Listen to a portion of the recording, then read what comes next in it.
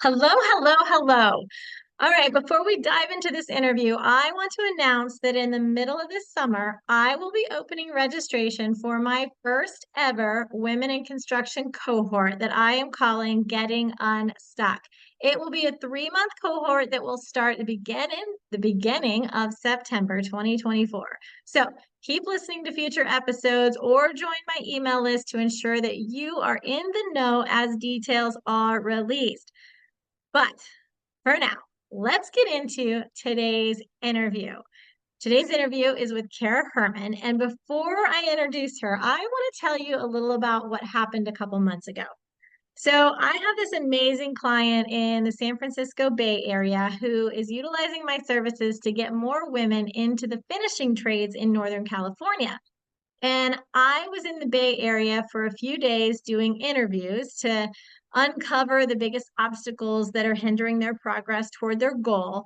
And I knew I was going to have some free time one evening. And sometimes I just want that free time to just go and have a cocktail in the lounge by myself and relax. And I'm like, man, I know there's got to be a NAWIC chapter around here somewhere.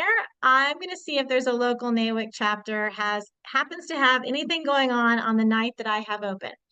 Um, but as I'm saying that, I also think I feel like I should tell you guys that I've never done this before. I've never just dropped in on a NAWIC meeting ever in my life. Partly because it just never crossed my mind when I was traveling, but also a lot of the reason is because large groups of women that I don't know absolutely intimidate me. I struggle when I walk into a room full of women that I don't know.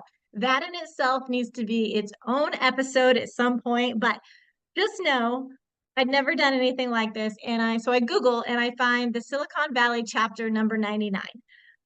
Which is interesting because Kansas City's chapter 100, maybe I'm the only one that finds that interesting that they were one after the other. But anyway, I'm rambling. Okay, so as I'm Googling on the website, I realized that one of their directors is Sarah Thorvund, who actually works for, and I may have just pronounced her name wrong, but she actually works for my client that I was in the San Francisco Bay Area for, and I never met her before. So that was surprising. And then I realized that there's another one of their past board members is an amazing woman in construction that I am now lucky enough to call my friend, Misha Hamora, who I interviewed on I want to say episode 30. She's amazing. If you haven't heard that, listen to that. I mean, Silicon Valley, after I attended this meeting, is full of amazing effing women. Like it's awesome. So anyway, they were having a dinner meeting and I decided I was just gonna go. So turns out neither Misha or Sarah were able to attend. So I'm still going somewhere where I knew no one. But I met several amazing women. One of them is my guest today, Kara Hermann. So, Kara is not only a woman in construction and a director on the Silicon Valley chapter board, she's a licensed professional engineer and she's a songwriter who plays the ukulele, which is definitely something we're going to talk about in this because she is the writer of the song Hard Hearted Woman. If you haven't heard it, which I hadn't until I met her, not only is there a song, there is a video. So, Kara, welcome to the Constructive Behaviors podcast. Oh, thank you so much for having me. This is really exciting. Yeah. Well, I want to first admit that I don't know how to spell ukulele. Um, as I read it, I was like, man, so listeners, I want you to think to yourself right now, do you know how to spell ukulele? Because you probably don't. So we're going to dive into that whole music aspect later. But for now, Kara, tell us what you do now, and then we're going to talk about how you even got into construction. Sure. So what I do now, I work for a general contractor. I'm an MEP specialist. I work for Dome Construction. So MEP, mechanical, electrical, and plumbing specialist. So I manage the trade partners. I work inside of life sciences and biotech industry specifically. So we build labs for cutting edge research in the life science department, and I love it. It's amazing. So I've been here for 2.5 years. Is there any project in particular that you're like, these labs are going to do something amazing for something that you're passionate about? Um, yes, and I'm not sure if I can say Uh, the I understand. I work I on a lot of, understand. yeah. So I I work swear, on really cool projects. I feel like in the last 5 or 7 years, there become a lot of these projects that have just a random name that is funny because they can't actually say it's an Apple project or can't actually say it's a Google project or they can't actually say, and so they come up with these weird names. And so I totally understand confidential client you can't speak for or speak about. That's okay. Yeah. Um, all right, so let's talk about how. How did you get into the industry at all? Oh my gosh, that totally reminds me. So when Kara and I were talking, Kara, tell them where you live right now. So I'm in San Jose, California. And you've been out there for over 20 years, is that right? Yeah, yeah. And where are you from originally? Please tell I them. I am originally from Kansas City, Missouri. Yeah. So I went to Kansas State University, and I love, Barb, when you were talking about you all are chapter 100 and chapter 99. I mean, I love that stuff. I love Kansas City, and so it's great. Yeah.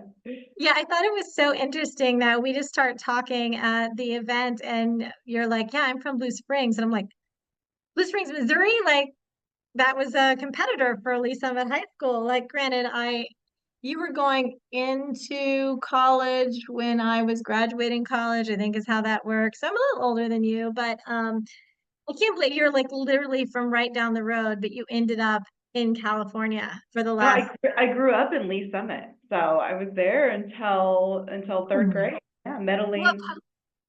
Meadow Lane. Oh my goodness. Yeah. Yeah. So, and for those of you who are listening and are familiar with Lee Summit, you probably also don't care, but I'm going to tell you, when I was growing up, there were 7 grade schools that made up the one and only Lee Summit High School.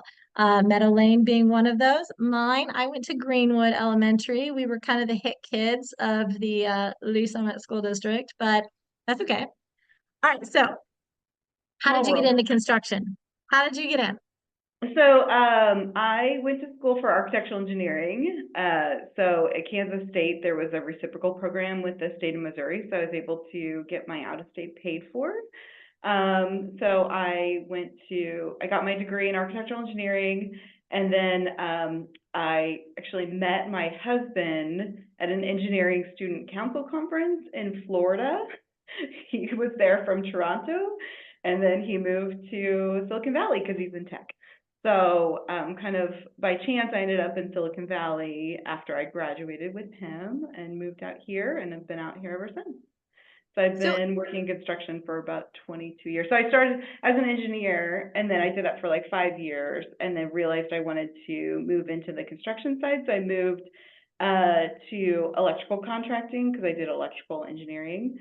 And then, yeah, so I worked as an electrical contractor, as a project manager for 14 years, and then recently made the shift to the general contractor side. that's awesome. What even led you to the Archie degree at K-State? So in my math class, I was always into math. I loved math. Okay. And so my advanced math class, there was a group that came to talk about architectural engineering and this program that they had with the state of Missouri. So they were promoting that education. And I at the time I was looking at environmental engineering because I knew I wanted to do engineering because I liked math. And everyone said you should do that, right? So looking into that, and environmental engineering, my counselor told me there were no jobs in environmental engineering, which is like crazy when I think about that now, right? But yeah, so I was like, well, we'll do this. I was also looking at audio engineering as well. So isn't that interesting? It's like I have combined my two passions. It is. That's interesting. Okay, so couple decades in, what what has been one of the biggest hurdles that you have faced as a woman in construction? Whether you've overcome it or you're still working on it. I know I'm putting you on the spot, but what Biggest. I mean, Gosh, I feel like I could take this a lot of different directions. I'm going to take two ways, if that's okay. Okay. So one, I think just being a mother, I think it's really challenging, especially when the kids were younger. Now my kids are 13 and 16, so it's easier. But when the kids were really young, just being able to juggle everything, right? Construction, management, there's just so much to juggle there. My husband traveled, so he was gone like every 3 weeks out of the country. And, I managed it like a project manager. I mean, I had a whole team of support. So it wasn't, I made it work, but it wasn't easy. So super glad that those years are past. It's a lot easier now as the kids are older, but Yeah. So what's one piece of advice that you would give to people that are listening right now that are struggling to effectively juggle those two roles? pay for as much as you can for outsourcing whatever you can. We don't have family nearby. I mean, people that have family nearby, that's incredible. But if you don't have that, then pay for babysitters, find babysitters that drive so that they can pick your kids up. One of the things I used to do is I had a babysitter twice a week that would come to my house regardless of whether I had things scheduled or not. And I would use that time to work late or do industry events or go to Target, or just sometimes sit out in my driveway and just have peace and quiet. But whatever you can outsource, I think is really important, and it's just the cost of being a parent. It's very expensive, but it's worth it. So. Well, you reminded me of something a friend of mine in NAWIC said that when she was really active in NAWIC, and she's reaching her 35th year of involvement in NAWIC now, right? Crazy. But when she was really involved years ago, she said it was such a big deal for her because she was a single mom and her she would have, I think it was her mom, but she would have someone that would come in and stay with her kids so that she could go to a NAWIC meeting. And I think now, like a lot of people are like, I can't make it to a meeting, I can't make it to a meeting. But she said that was my refuge, right? Like that was my one night each month that I got to go hang out with women who related to what I was doing and related to the industry, and I could just spend the night being the woman in construction and not being the mom and everything else. And so, I encourage people to do the same, to look at organizations, whether it's NAWIC or something else, look at that organization as that respite that you need for yourself. Okay, so did you have another challenge that you wanted to mention? Yeah, so I don't deal with this anymore, but being on the electrical side, there's not many women, and it was just lonely. Like it's not that I had plenty of coworkers that were great and stuff, but you just you don't have that peer network. When I came on the general contractor side and worked for Dome specifically, where there's a lot of women, it's like something like 30% of the project managers are women, and that's Wow. why I went over to this company, right? Because it's a different world. It's just a diverse culture, and the experience is different. So I think I had some mentors along the way on the electrical side, but they were very sparse. Um, and it's really nice having a company where there's women in leadership and ownership roles. Like I can see a path forward now towards, like ownership, leadership, and really impacting the company versus kind of that glass ceiling. So. Yeah. Well, I love two of what you said. I was taking Yeah. notes, it's not Yeah. that I was ignoring you. I was looking down at my thing, taking notes. But two of the things you said really resonate. And you and I haven't had a lot of conversation about what it is that I actually do. And so one of the main things that I do is consulting for clients. I help clients that are struggling to hire or struggling to advance or struggling to retain women in their organizations. And what I tell people is there's usually three types of companies. There are the companies that are struggling to hire, and usually in today's world, in 2024, they're struggling to hire women because there aren't enough other women in the company. And what you said was you went to Dome because you saw how many women were there, right? Like you felt like there was a place for you to fit in. And when I graduated college, when you graduated college, we were expecting to be kind of the only woman. It wasn't going to be a surprise. You may have wanted more women to interact with, but it wasn't a surprise, right?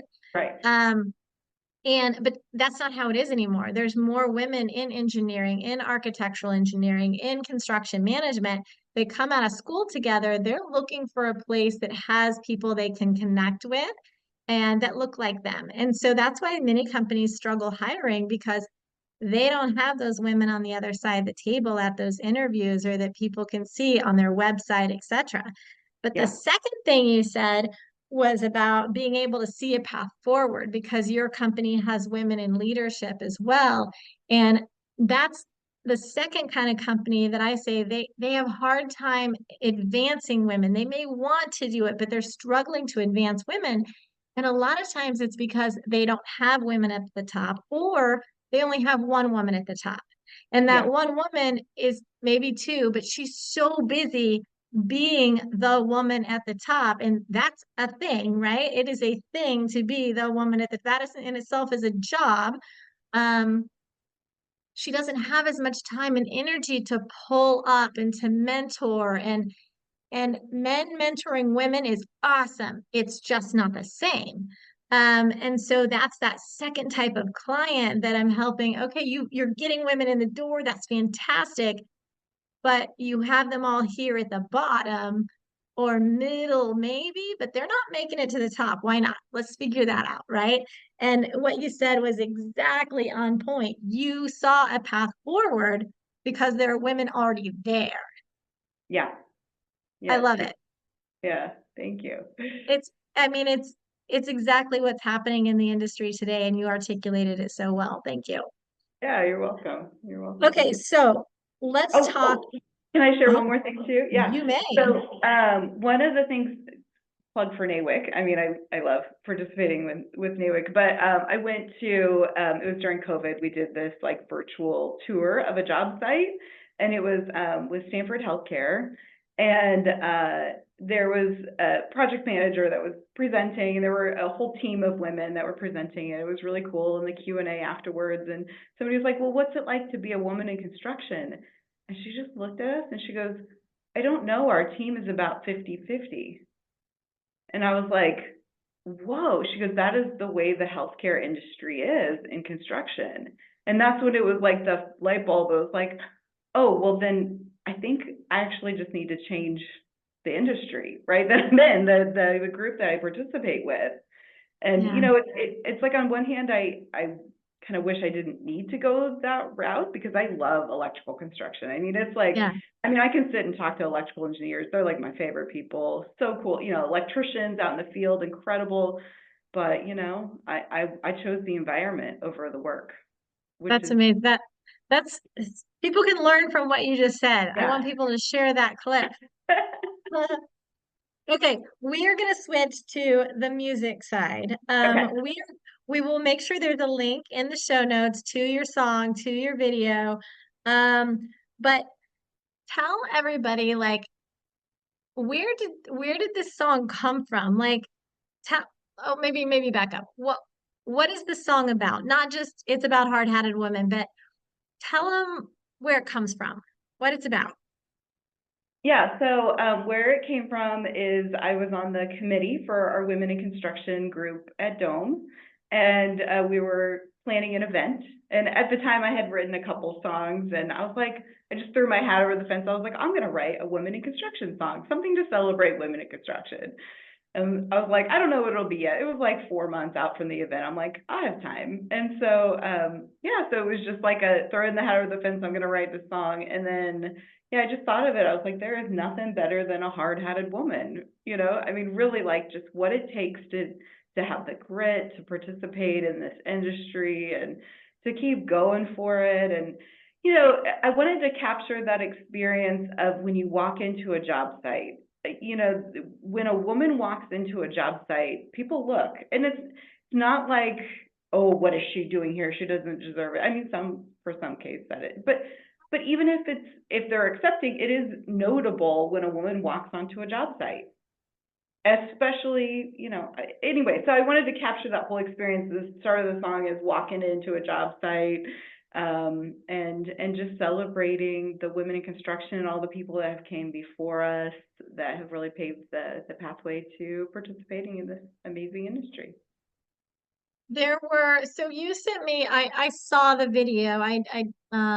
It's not like I heard the song and then saw the video. So I heard and watched all at the same time. And man, I just found myself kept nodding my head. Yes, like, oh yes, yep, that happens. That happens. Like I remember like the part about the coffee mug and she here to take notes or here to get coffee and how many times like that may be part of why I refused as a superintendent to even have a coffee pot in my trailer. Part of it was because I didn't like the smell, but and part of it was because men don't remember to turn off the damn coffee machine and then it smells like burnt coffee. Yeah. Granted, I'm dating myself on the type of coffee maker here. Um, but the other is like, I don't want to be associated with, will somebody get me coffee? Like, no, everyone can get their own coffee, right? Like, Yeah. um, but there's so much about the song and the video. I watched it a couple times the first time I watched it because I'm like, okay, wait, there's more to get from this. I got to watch it again. Um, Okay, so part of my questions you just answered. So you came up with this idea based on putting together an event. Um, but the fact that you were actually able to create a video from it, I mean, that absolutely showed Dome's support of what you were doing. And I don't know that all general contractors, all contractors would have given you the kind of support that your company did to do that video. I want to know like how hard did you have to push for the support, or were they like, heck yeah, or whose idea was it? Like, tell me all the things. Well, before I could record the video, the first part was recording the music. Okay. So Oh, I cool. performed, so like when I did it for my company, right, and I recorded it on YouTube and I sent it to, you know, some people in NAWIC. I was like, here you go, right? So Shauna sent it to people at Nationals, right? And so Nationals saw it, and so then I ended up performing it at NAWIC Nationals, the annual conference in Portland. And everybody's like, you should record that. And I was like, oh, you know, I've been playing for like 4 years, right? I'm not an expert musician. Anyways, so I was like, oh, I'll record it. We'll just see what happens. And so I went into the recording studio and loved the whole experience. I mean, it was like, it's still like, it's my favorite thing to do now. I've recorded 13 songs, and it's like, Wow. it is so cool. Like being in the recording studio, working with really talented musicians is the most fun thing ever. So anyway, so I get this recording back, and he like edited it and added some like stuff in the background and like all that little extras that they do in the sound studio. And I was like, this sounds amazing. And so I sent it to marketing, and I was like, you know, I'm gonna need I think we should do a music video for this. And they were like, okay, like what does that cost, right? Like we've never done a music video before. First general contractor maybe ever. I mean, maybe. So yeah, so I reached out to a friend who actually she's a director. She makes commercials for Audi. So she's like, obviously, you know, way more expensive than we could afford. But I kind of sat down for an hour meeting and like picked her brain about how video editing works and all that, you know, videography, everything. And she gave me a contact of a guy in San Jose. And so we were able to connect with him. We got a couple other quotes from some other people. But yeah, I mean, they were just on board. I mean, it was like, yeah, let's do this. Let's do this for Women in Construction Week, right? Like we'll do, you know, like a philanthropy thing. So we raised money for Girls Garage. So every time it was shared or liked, right, for a certain amount, I think we donated $5,000 to Girls Garage, which is the organization in I think Berkeley, but they introduce younger girls how to use tools, and they build stuff together, and it's a really incredible organization. So, yeah, it was, That's they were just on awesome. board, and I mean, the whole process of making the video, I mean, that was so cool working, like, we had a Miro board on, if you ever used Miro, it's kind of like sticky notes that are virtual. So we have this whole board set up, and we like really mapped out collaborative planning or pole planning. Are you familiar with that? Like Yep. lean construction? Yeah. So we did a pole plan for the filming. It took 5 hours to film 3 minute video. It was Wow. it was probably like 20 plus people that that came out to the job site. It was the job site that I'm currently working on right now.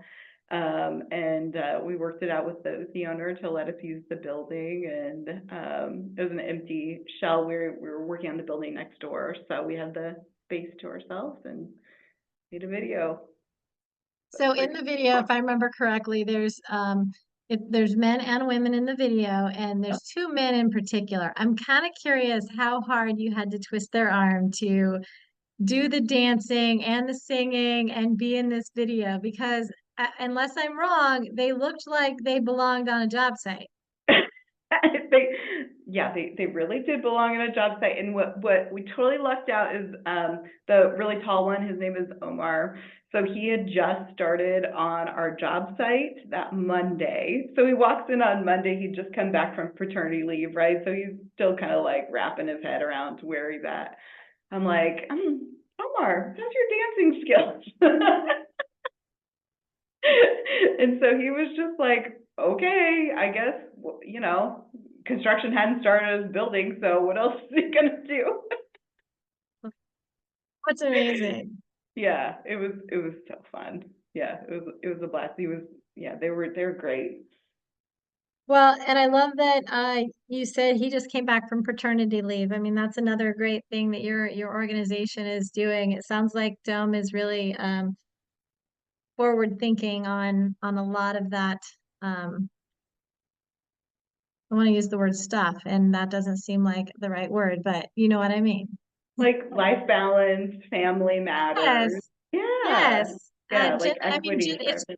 gender equity in general, right? Like men just Yeah. got a new baby, they deserve to be home with it and help, for a while too. So I love that. I love all of that. Okay, is there anything else about Hard-Headed Woman that you want to talk about? I mean, you were just on stage at a fair this weekend, rocking it. Like, what else have you been doing with this song? So actually, what I'm most excited about is a song called "Breaking Down Walls." So Oh, that's the one that was on the video yes, that I watched yes. from this weekend. Okay. Yeah. So breaking down walls, I wrote for a client. So this is one of the things I do is like whenever I get inspired by something at the job site, I write a song. And usually it's like cheesy, kind of whatever. But I wrote a song because we had a bunch of demolition pictures when we started demolition. So I wanted a song to go with the pictures. I mean, isn't that what everyone does? Anyways, No, Kara, the answer is no. But I'm the glad that you clients really do. like it. So if you want to take up songwriting, it's a great way. But anyway, so I wrote this song called Breaking Down Walls, and it's literally about breaking down walls, right? Demolition. But what it's really about is diversity and inclusion, breaking down those barriers and trailblazing for everyone. So I'm really excited about that song. That I loved how it turned out. I'm playing it at LCI, Lean Construction Institute, at their national conference in San Diego. So one of the things, I'm kind of all over the place, I realize, but I'm really excited about it. When I went to the annual conference, there was this branding workshop, and I apologize, I can't remember who led it, but out of that, I was like, I'm going to be a construction singer-songwriter. And so that's where a lot of this has come from. And so, yeah, that's where the playing at the county fair. I've written a song called Dig Deeper, which is about mental health, and kind of digging deeper, right? But it's also about digging. And it's so much fun. It brings a lot of joy to my work. And then it also just allows me to decompress at the end of the day and kind of get out some frustrations or whatever I have going on and allow myself to express myself in a way that I wouldn't be able to do otherwise. Well, I think that it will also be bringing more people into the industry, making more people aware of the industry. I think it makes it brings a different lens to construction, the way that you've done it. And I think for younger generations, I think for women, I think that it just opens a different window for people to see our industry and hopefully bring them into the amazing industry that we love, right? Yeah. Yeah, I mean, at the county fair, like we all wore construction vests and stuff because the whole band was in construction. And so being able to showcase the world of construction, that was really fun. And I love Heart High Woman, obviously. It's a really fun song, but it's kind of preaching to the choir when I play it at women events. And I really, what I see the vision for construction is really a diverse change of face, almost like a marketing, like a rebranding of construction, because there's just, I always hear people about like, oh, well, if you're not good at school, maybe you should try construction. And it's like, well, I was really good at school, but I love Yeah, construction. Why do you have to not be good at school to be in this industry that I make way more money as a contractor than I do as an engineer? It's like this is such a good industry for people to be in.